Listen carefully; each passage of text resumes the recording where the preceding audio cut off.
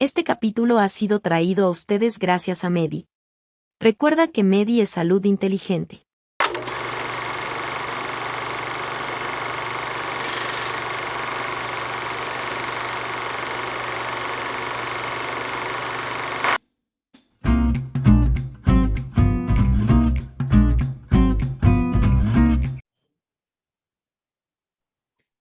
Hola, muy buenas tardes. Bienvenidos una vez más al podcast Hablemos sin Bata.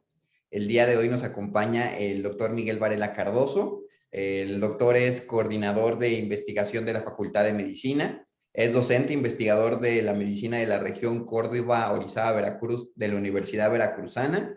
Es miembro de SNI desde el 2022. Es con la especialidad de medicina pediátrica. Es director del Centro de Investigación Clínico y pues estamos muy agradecidos de que nos pueda acompañar el día de hoy y que nos comparte un poco de todo su conocimiento sobre el tema que vamos a hablar en esta ocasión, que es el síndrome de Down, y pues qué mejor persona que él para apoyarnos en esta plática. ¿Cómo estás, Miguel? Muchas gracias, Daniel, muy amable por la invitación y gracias, de verdad. Yo creo que más que nada es una charla entre amigos, expertos, ¿no? Porque de alguna manera es un tema muy bonito, muy interesante, pero hay gente que se ha dedicado específicamente a eso. Yo creo que sí nos da la posibilidad de poderlo abordar desde distintos ángulos y muy agradecido de la invitación. Claro, sí, como te comentaba, o sea, tal cual la intención de esta charla es poder platicar un poco sin tener la bata impuesta y hablar con temas científicos y así, sino discutir las preguntas que muchas veces están ahí en la sociedad o en la comunidad o en las personas y que a veces las personas no se atreven a llevarlas o no saben en dónde resolverlas. Entonces, hemos generado este foro justamente para abordarlo de esta manera. Y el flujo que nosotros proponemos es empezar con una breve explicación, cada quien con sus palabras, de cómo le diríamos a alguien en qué consiste la enfermedad, que nosotros creemos que es el principal punto o lo que consideramos importante, y de ahí nos vamos a contestar las preguntas que nos han hecho llegar las personas. ¿Qué te parece este Bien, formato o esta forma de llevar el... perfecto. Muy bien, yo creo que conociendo el tema en general y ya luego, como bien dices, las preguntas que vayan surgiendo las podemos ir contestando. Adelante cuando gustes, Daniel. Excelente, pues mira, si te parece, comienzo yo para que mi explicación no se quede corta después de la que sé que tú nos vas a dar.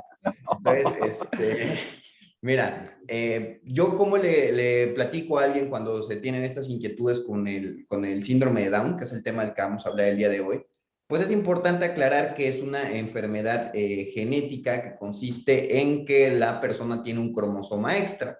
¿Qué son los cromosomas? Son estas estructuras que contienen nuestro material genético y de alguna forma es como un instructivo, ¿no? Que dicen cómo vamos a ser físicamente y cómo se van a comportar nuestro cuerpo de manera general. Por lo regular, las personas suelen tener 46 cromosomas. Sin embargo, en esta enfermedad, en uno de estos pares, porque están acomodados por pares, en lugar de tener un par, se tiene un tercer elemento, ¿no?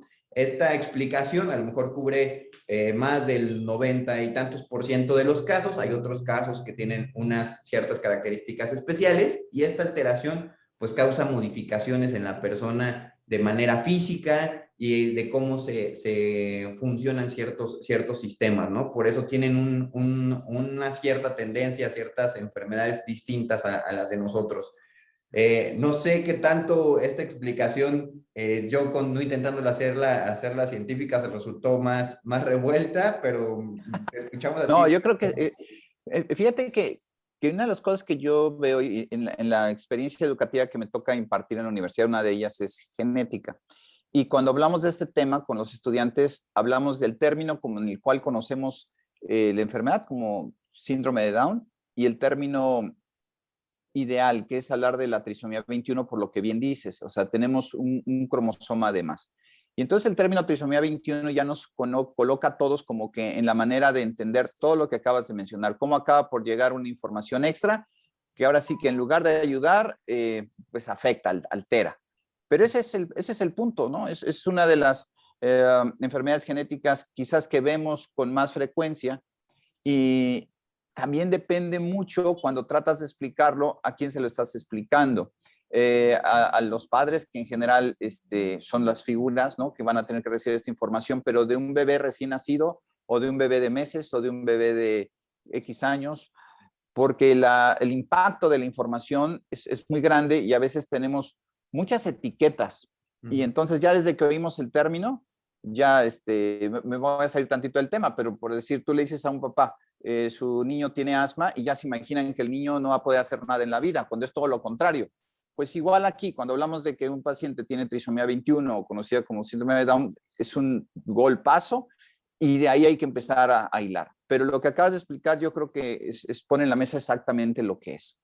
Sí, y totalmente de acuerdo, ¿no? O sea, a veces estas enfermedades o en general las enfermedades ya vienen asociadas con una serie de etiquetas, ¿no? Que muchas veces estas etiquetas se generaron desde una postura de mucho desinformación y miedo. Creo que eso es importante, ¿no? Que es por eso es que hay que cuestionarnos estas etiquetas, justamente, ¿no? Si a lo mejor la etiqueta que trajera, regresando a tu ejemplo del asma, es que la etiqueta es de que tiene y con el tratamiento adecuado va a poder tener una vida como si nada. Pues qué bueno, sí, esa etiqueta sí la quiero, ¿no? Pero el problema es que tenemos etiquetas generadas desde la desinformación. Entonces hay que atacarlas. Y lo que tú dices, me imagino que yo en lo particular, en mi práctica clínica, no he tenido muchos escenarios en los cuales me ha tocado platicar con padres o con familiares o a lo mejor directamente explicarle al paciente, ¿no? ¿Qué es la enfermedad que tiene? Y no sé si aquí tú quisieras platicarnos un poquito más, digo, antes de pasar a las preguntas que nos han hecho llegar, ¿cómo es este escenario, no? Y si pudieras platicarnos desde distintos aspectos, ¿cómo lo percibe la gente? Porque sé que muchas personas se van a sentir identificadas en ese aspecto o que conocen a alguien que tiene esta enfermedad y a veces ni siquiera se atreven a hacer las preguntas por lo mismo de las etiquetas, ¿no? Que no quieren causar o tocar un tema que consideran delicado o que puede sonar ofensivo, ¿no? No sé si te gustaría platicarnos un poquito más desde ese enfoque. Sí, fíjate que el problema está, yo creo que desde que se va a hacer la gestación, o sea, desde que una mujer se embaraza, depende de cómo, en qué escenarios está, en un embarazo deseado, planeado o en un embarazo por circunstancias. Y de ahí la mujer y la pareja reciben tal información que les rompe su esquema, obviamente, si no estaban planeándolo. Y casi siempre, bien decías, el miedo y la desinformación van a predominar. Entonces, creo que tienes el problema de un diagnóstico, por llamarlo así, problema de un diagnóstico prenatal o un diagnóstico postnatal. Y los dos escenarios van a impactar mucho, mucho, mucho en los papás y dependiendo de la apertura que ellos tengan contigo, la confianza que tengan con su médico, el ginecólogo, el pediatra, el asesor genético, de ahí van a darse el resto de las evoluciones, porque si no sabemos explicarlo o si generamos falsas expectativas o negativas, híjole, el papá va a estar y la mamá con muchas complicaciones para tratar a su niño. Entonces yo lo pondría ahí. ¿En dónde estaría la situación, no? Y ya tenemos muchos avances para poder hacer diagnósticos prenatales, pero muchos de esos se siguen haciendo postnatales porque desafortunadamente no todo el mundo lleva un control prenatal. Sí, ¿no? Que ese es otro tema, ¿no? El acceso al Sí. control prenatal, que precisamente, ¿no? Aquí en el síndrome de Down son enfermedades que se pueden detectar desde el segundo trimestre y ya el médico pues decidirá que, bueno, ya creo, me parece que hay un par de preguntas específicamente sobre eso, entonces nos vamos guardando esa parte que lleguemos allá. ¿Te parece si comenzamos a leer las preguntas que nos han hecho llegar o quieres Sí, que Dani, recordemos? adelante. Perfecto. Así tal cual las vamos leyendo. Tenemos aquí una pregunta que va un poco relacionado con esto y me parece bien sincera la pregunta. Es, un ser querido tiene síndrome de Down y tal cual la pregunta es, ¿qué hago? Pero, y aquí se me hace bien chistoso que lo dejan bien amplio, ¿no? O sea, pero ¿qué hago en qué aspecto? ¿Qué obligación tienes tú de hacer? ¿Cuál debería de ser tu postura? Y creo que esa pregunta cubre justo lo que estábamos platicando, ¿no? O sea, que de plano nos topamos en ese escenario. ¿Qué hago? ¿Cómo actúo? ¿Cómo ayudo? ¿Qué debo de cuidar? ¿No? No sé si quieras Sí. ahondar más en esto. ¿Qué sigue, no? Ya está aquí mi bebé, mi familiar, y ¿qué sigue, no? Y creo que muchos optan por salir corriendo. O sea, muchas parejas es punto de divorcio, muchas familias se distancian porque no saben enfrentarlo y como todo en la vida, ¿no? Lo más fácil es creer que dando la vuelta se acaban los problemas, pero no solucionaste nada, ¿no? Entonces creo que me gustaría partir de que a lo mejor están otras preguntas, pero hay dos puntos básicos en el niño con trisomía 21. En cierta medida su hipotonía, es decir, su debilidad muscular o de tono muscular, y su deficiencia cognitiva o intelectual, ¿no? Entonces, esos dos puntos tienen un gran peso y que de ahí parte las posibilidades y el crecimiento y el desarrollo que va a tener este bebito. Y todos los bebitos con estas condiciones son distintos, o sea, hay de mucha severidad a poca severidad, etc. Entonces, ¿qué hacer? Primera cosa, tranquilizarse desde el punto de vista que no hay culpas, ¿sí? Porque siempre asignamos culpas y ya casi siempre se le estamos asignando a la mujer, ¿no? Tú, etcétera, ¿no? Y la segunda, que es una cuestión de una responsabilidad que nos tenemos que empezar a empapar del tema y exactamente conocer en qué punto está mi bebé. Porque no podemos generalizar que a todos les va a ir de determinada manera, porque hay una serie de situaciones alrededor. Entonces yo diría, primero, cero culpas, y segundo, me voy a informar del tema ampliamente y ya después voy a poder entender exactamente en dónde está posicionado mi bebé en esta patología, en esta enfermedad. Claro, y que ahí el foco principal que te va a ayudar a informarte, pues es tu médico, ¿no? O sea, tu médico te va a ayudar a que entiendas exactamente cuál es el caso muy particular de este pequeñito, de esta pequeñita, y saber cuáles son los pasos a seguir, ¿no? Ver, podemos comenzar a tener este plan de estímulo, este plan de alimentación, que por lo regular va muy apegado a lo del niño sano, ¿no? Tengo yo entendido con ciertas... complementos o ciertos cuidados, ¿no? Que pues ya, como platicábamos, ya trae ciertos riesgos el pacientito con síndrome 21 que hay que tener que checar, ¿no? Que como pueden ser alteraciones cardíacas, alteraciones gástricas, entonces tener eso en la mente. Ándale. Exacto. La siguiente pregunta que tenemos es, están bastante amplias las preguntas. Veo que, y es lo que platicábamos, ¿no? Dice esta, ¿qué puede hacer un niño con síndrome de Down? Así tal cual viene la pregunta, ¿no? Y si la analizamos un poquito, ya viene desde esta postura limitativa, ¿no? De este pacientito ya hay algo que no va a poder hacer, ¿no? Y creo que desde ahí hay que cuestionar esa parte, ¿no? Sí. Es que sí, ese punto, como lo ves, es bien interesante en todas las enfermedades. Primero llega la enfermedad, inmediatamente ves en qué me va a afectar, en qué me va a limitar, qué me va a quitar, ¿no? Y ya después empiezas como a analizar, bueno, qué me queda, qué tengo y cómo lo potencializo. Yo creo que ese es un ciclo emocional muy natural. No podemos pedir otra reacción porque es humanamente natural, pero no quedarse en lo que me quita, sino en lo que puedo obtener. Entonces, el bebito es un ser vivo muy amoroso, o sea, es uno de los bebés que más expresiones tiene emocionalmente, muy cariñosos, y tiene sus áreas de oportunidad que vamos a identificar. Y entonces decías, ¿qué tal si hay un problema cardiológico? ¿Qué tal si hay un problema gástrico? ¿Qué tal si hay un problema renal? ¿Hay otras cosas aparte de la trisomía 21 o solo es la trisomía 21? ¿Y qué tan severa está? Y entonces ya podré marcar un plan. Fíjate que hay dentro del desarrollo un plan de desarrollo donde tú mires específicamente los avances que debe tener un niño con trisomía 21. No lo debes de comparar contra una tabla normal, pero sigue los mismos parámetros. Si no la tenemos, lo único que vamos a observar es que los hitos del desarrollo van a ser más lentos. No los vas a alcanzar, no va a rodar quizás a la misma edad, no se va a centrar a la misma edad. Y eso tú lo vas a poner que contra la tabla normal está por atrás, pero quizás contra la tabla de la trisomía 21 está en lo esperado. Y claro, eso es bien importante saberlo. Entonces yo te diría, ¿qué tanto puede hacer? Yo creo que puede hacer muchísimas cosas, pero hay que saber en dónde está para no exigirle algo que no va a poder hacer y que nos va a generar frustración a nosotros como familia y al bebé y al niño o la niña, pues perder tiempo, no en algo que no puede alcanzar por las circunstancias que está viviendo.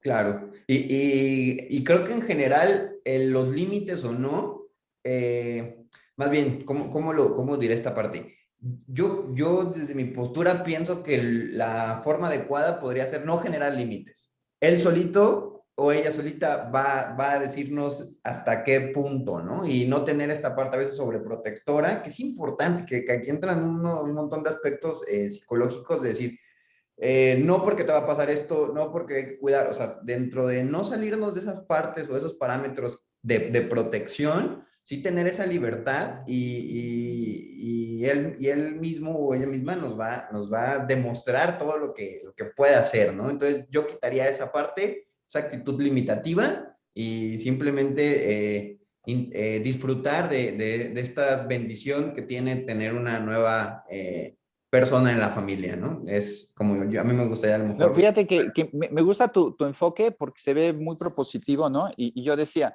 no pedirle más de lo que pueda dar, pero también es bien claro lo que dices, no sabemos hasta dónde puede dar. Entonces es ir en un día a día dinámico de no te voy a pedir que te estés sentando al sexto mes como en general se van a sentar la mayoría de los bebés, pero tampoco quiere decir que no lo vas a conseguir, solo que el tiempo va a ser distinto para ti y voy a ir viendo hasta dónde vas a ir alcanzando y ese es yo creo que el gran escenario. Sí, me parece muy acertado esa parte de no limitar, pero tampoco generar falsas expectativas. O sea, creo que es una rayita muy fina en donde yo quiero que mi hijo sea un olímpico, ¿no? Y le exijo que sea un olímpico y él es muy bueno en un deporte, pero no es un olímpico. Pero como le puse un estándar que no va a alcanzar, ya le voy a generar frustración a todo. En cambio, si yo me enfoco en que quiero que sea un deportista, quiero que disfrute esto y él va subiendo y alcanza alto rendimiento y de ahí se va, es distinto. Entonces, esos momentos en donde podemos influir son formativos, son emocionalmente muy importantes y creo que no los podemos perder de vista. Entonces, de acuerdo contigo. Perfecto. La siguiente pregunta que tenemos. Bueno, ¿a quién debo informar que mi bebé tiene síndrome de Down?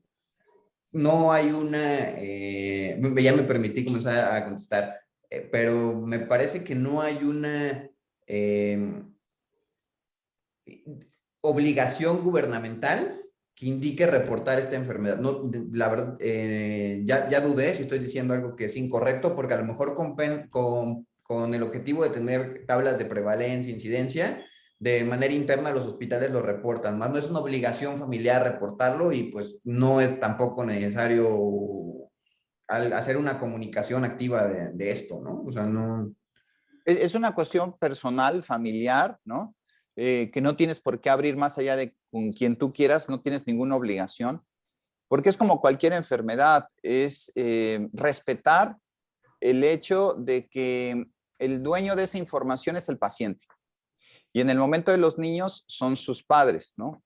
Y fíjate qué curioso, porque ahorita recordaba, la Organización Mundial de la Salud o específicamente la parte de derechos humanos de la ONU, que ahí ya tengo una duda, pero creo que es a nivel de la ONU, ahorita lo checo, generó el Día Internacional de la Trisomía 21 en el 21 de marzo, perfectamente partiendo de los derechos humanos, o sea, del derecho de esta persona a ser protegida, a no vulnerarla. Y entras todo el territorio que hay que ver en un paciente en el que no puedes vulnerar su información, ¿no? Sus datos. Y sus papás tienen todo el derecho de compartir o no. Obviamente, la pregunta tiene jiribilla porque hay cosas que de pronto pueden causar que al paciente se le aísle o a la persona se le aísle como en la negación. No quiero decir, no quiero aceptar, pero yo no lo veo así. Yo lo veo como soy enterado de lo que parece mi hijo, pero yo sé a quién le digo, cuándo lo digo y cómo lo manejo. No tengo que andar pregonando una situación. Yo creo que es por ahí la pregunta, ¿no? Sí, yo también pienso que va enfocada de esta manera, ¿no? Si es necesario hacer alguna comunicación especial, no lo es, ¿no? Y como tú lo aclaras, en general no lo es en ninguna enfermedad, ¿no? O tenemos esta pregunta dice, ¿dónde puedo recibir atención médica? Pues bueno, de manera gubernamental, el DIF tiene un departamento especial para la atención y el seguimiento del paciente con síndrome de Down.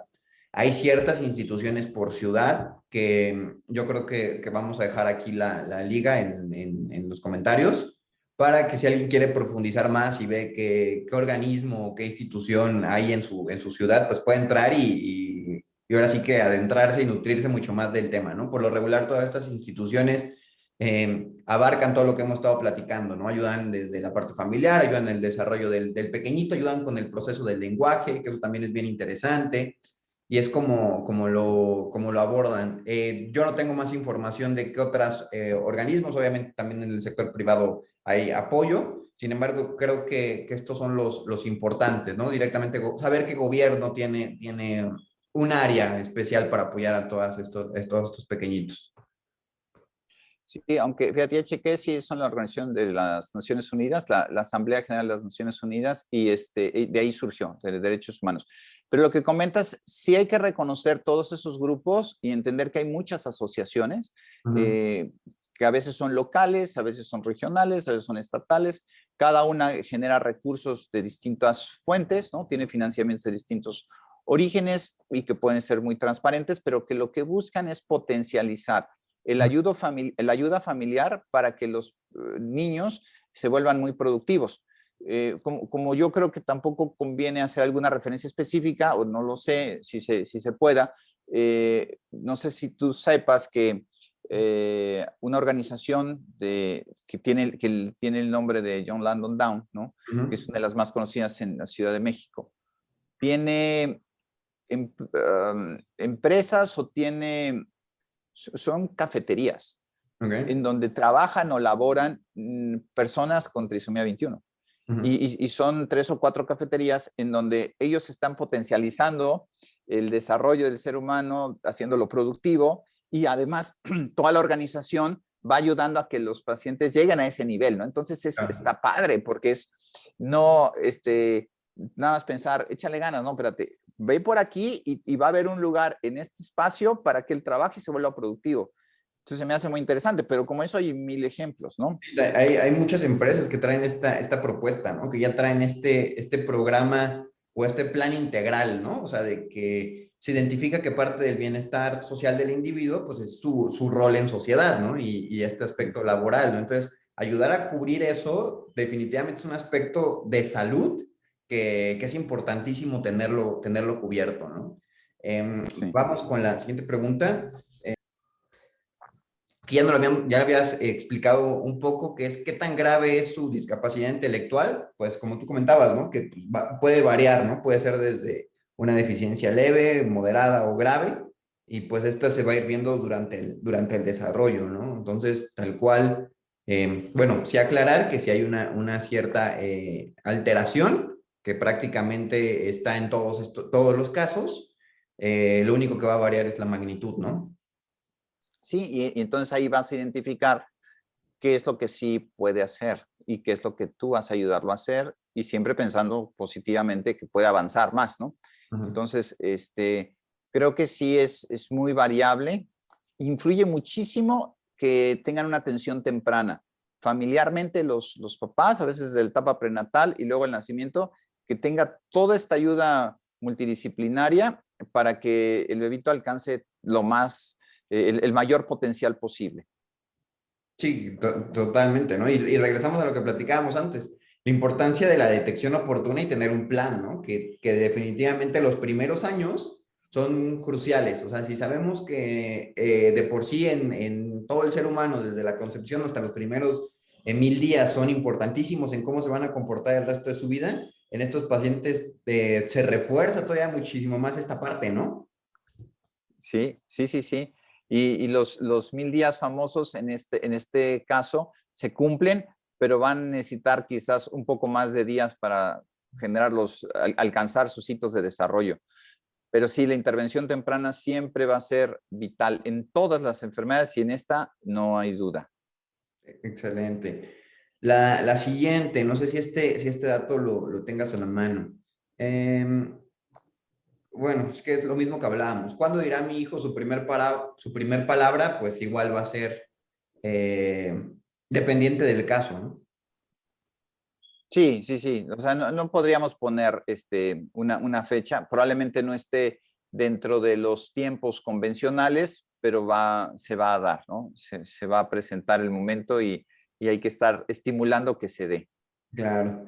Esta siguiente, yo creo que en esta sí podemos profundizar un poquito más, o al menos aventarnos alguna explicación que va también relacionado con el tema del habla y el lenguaje, que ya nos preguntan más el por qué.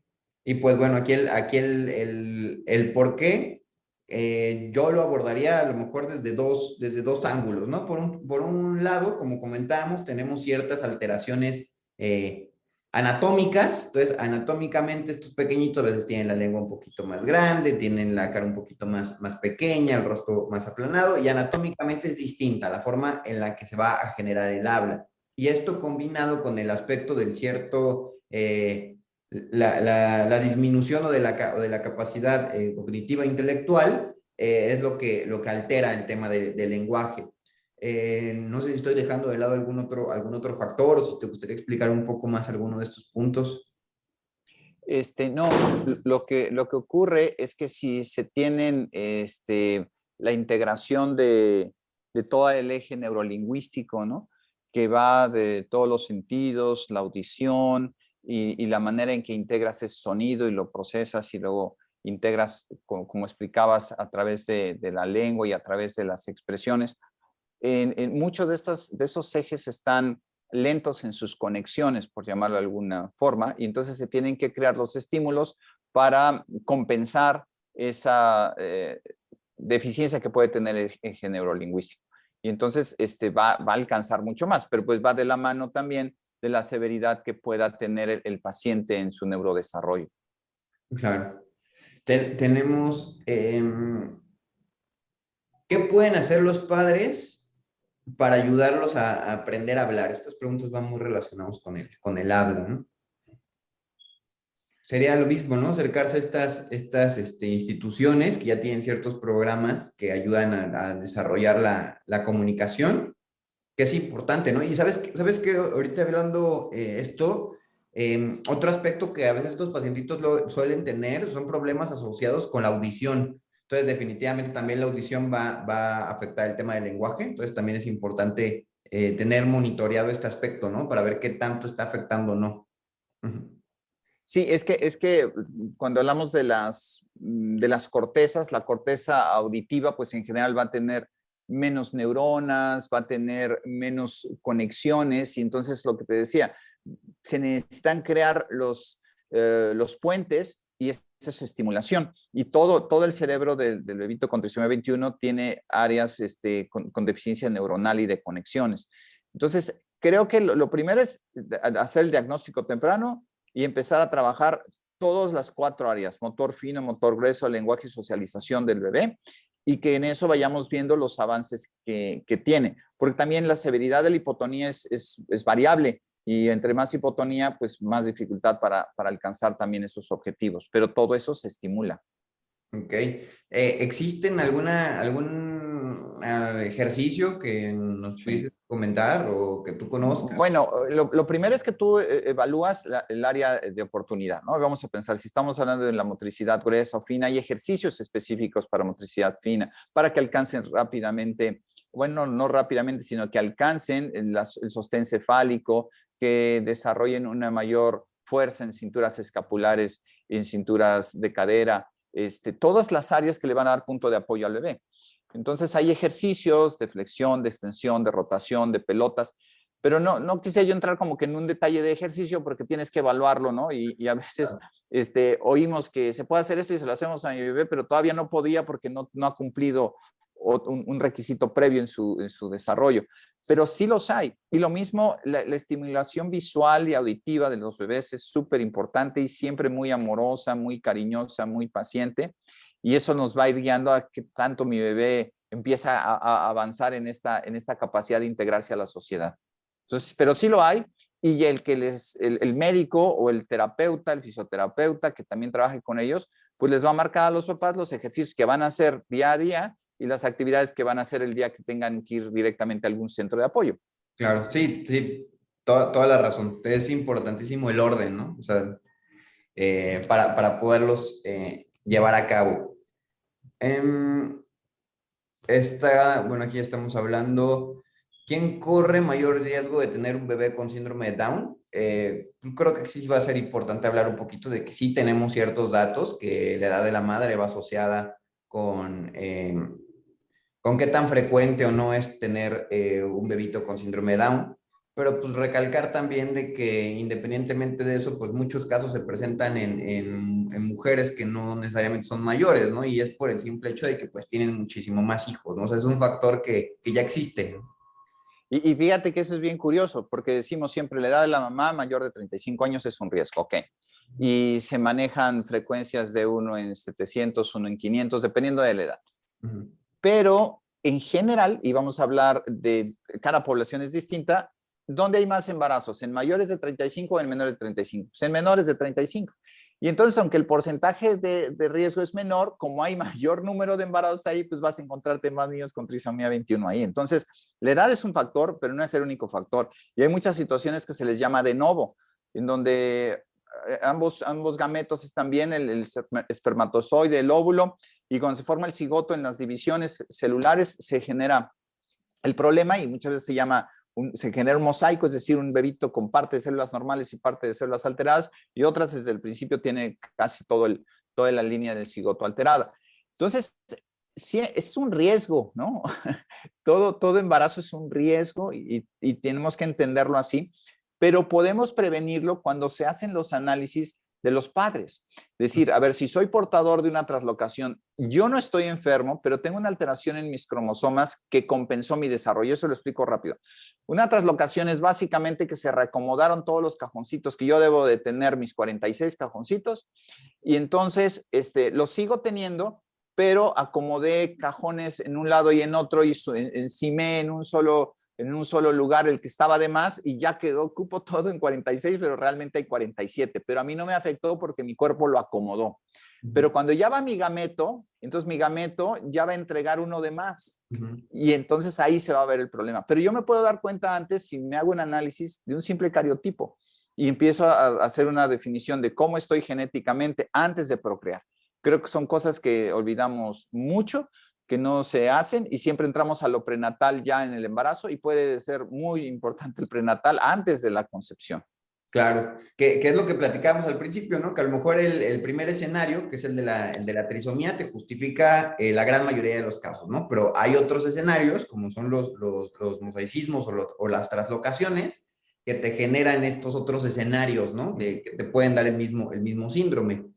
Y ahí, bueno, aquí veo otra pregunta que también la voy a comentar una vez porque ha comentado con esto que vamos platicando, que es si se hereda o no se hereda, ¿no? Y a lo mejor en los más comunes no necesariamente es como que sea un factor el que se tiene que se hereda, es más una alteración. Y aquí sí tenemos algo que vamos pasando de generación en generación, ¿no? En estos últimos casos, que aclaro, no son la gran mayoría, sin embargo, son escenarios que también pueden provocar síndrome de Down y en esos escenarios sí hay un factor que se hereda, ¿no? Sí estoy en lo correcto en este Sí, aspecto. es que de entrada hay que partir también de un punto. El paciente, ya sea hombre o mujer, con trisomía 21, puede tener una capacidad reproductiva, o sea, y eso es bien importante de cuidar, especialmente en las niñas que su potencial es alto. Y entonces ahí existe una posibilidad de un embarazo normal o un embarazo con riesgo.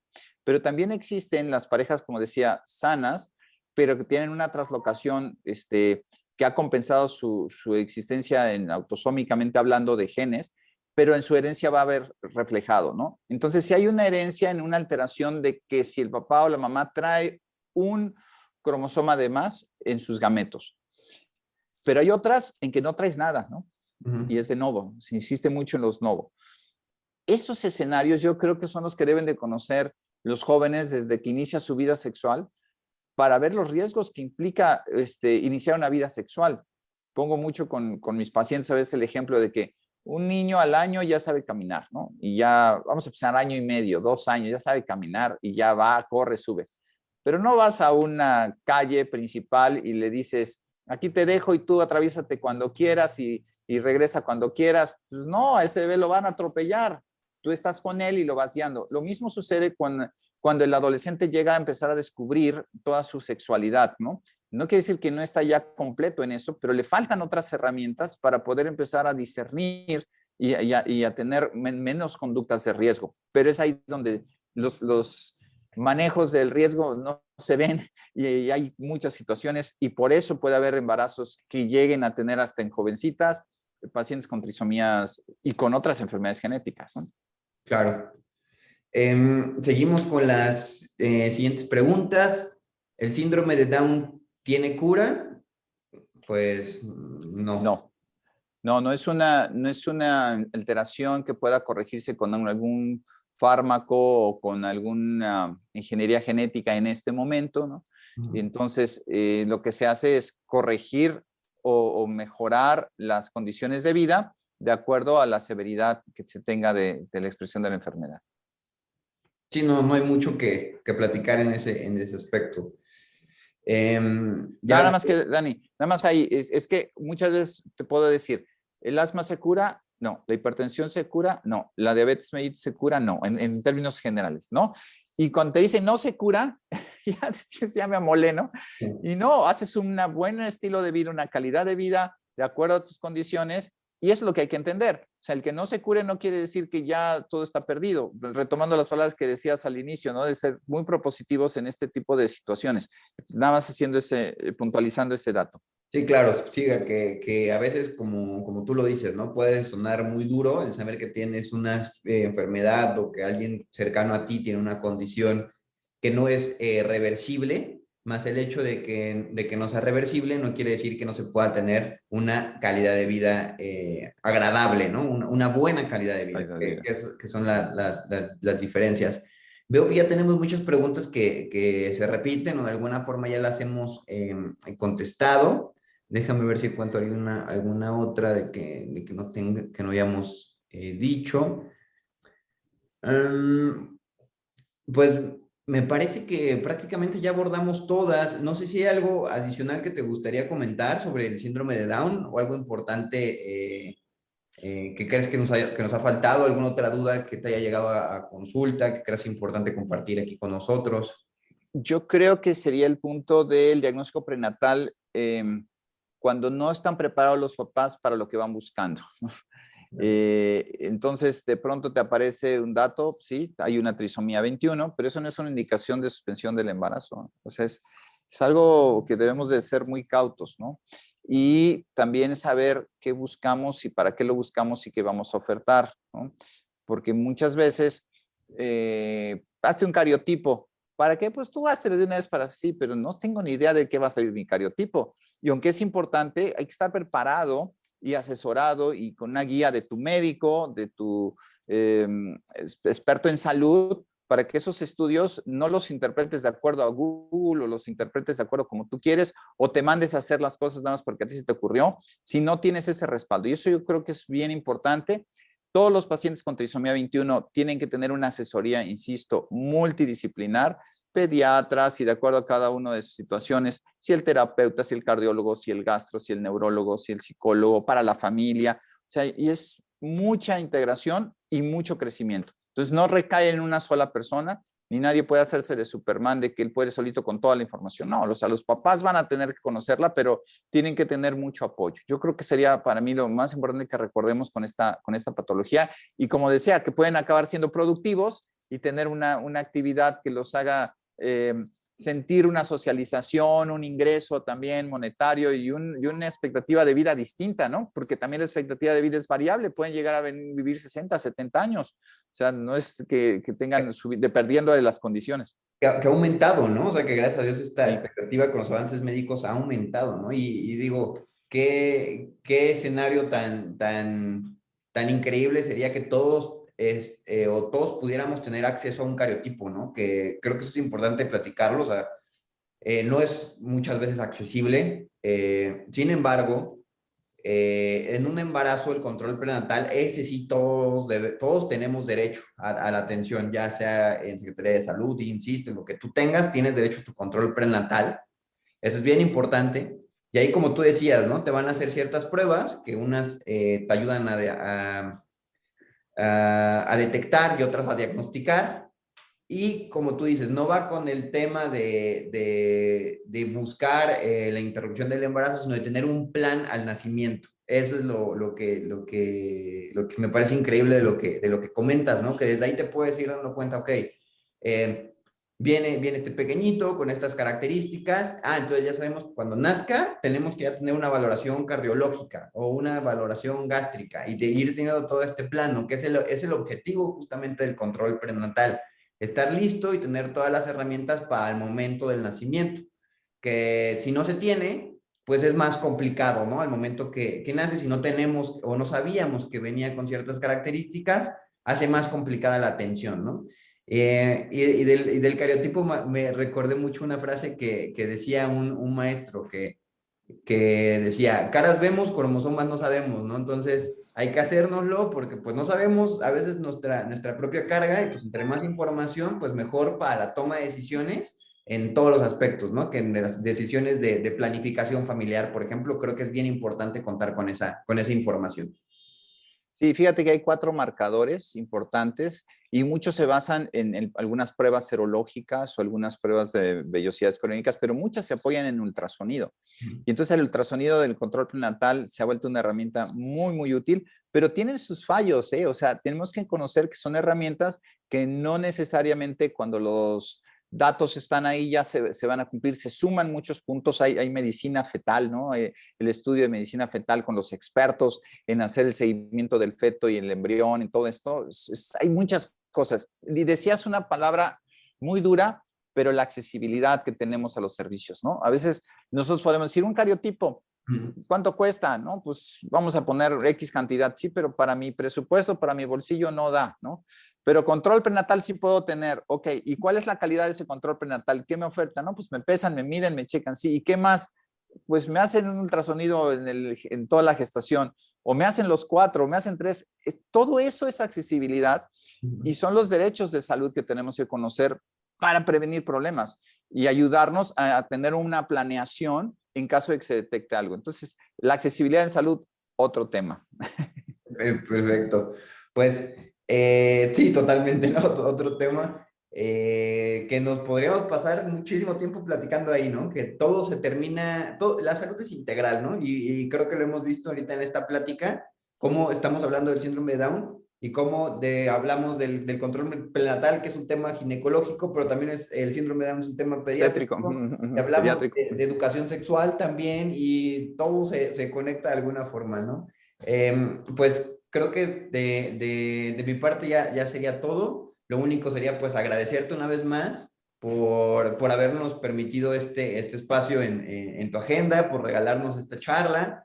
Les recordamos a los que nos están escuchando que pueden seguir generando las preguntas, se van a seguir contestando en lo particular y pues esperamos volverte a tener pronto en unas charlas más.